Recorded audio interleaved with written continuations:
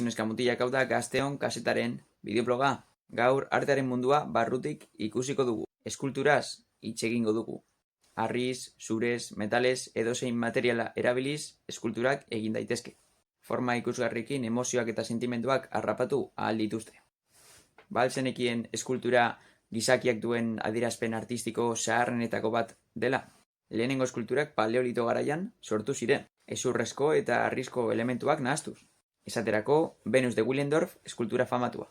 Antzinako Grezian, Erroman, Egipton, eskulturak erabiltzen ziren, jainkoak omentzeko. Eta Errenazimenduan, Donatello eta Michelangelo bezalako artistek eskultura maila gorenera bidali zuten. Hainbat eskultura mota daude.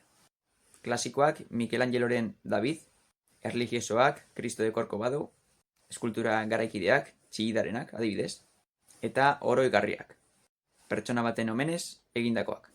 Oso bitxia da, baina Michelangelok David egiteko 3 urtez egon zen zizelkatzen, eta marmol zati bakarretik egin zuen.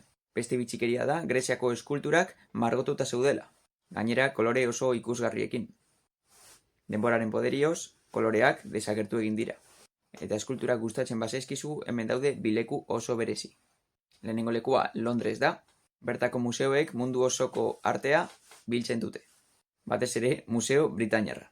Eta bigarren lekua da Florentzia. Hiri hau museoa dirudi. Eta bertan dago Michelangeloren David, erromatar artearen simboloa dena. Gustatzen zaizu eskulturen mundua? Zein da zure eskulturarik gustukoena? Hau izan da Gazteon kasetaren bideobloga. Beti bezala, eskerrik asko, eta laster arte.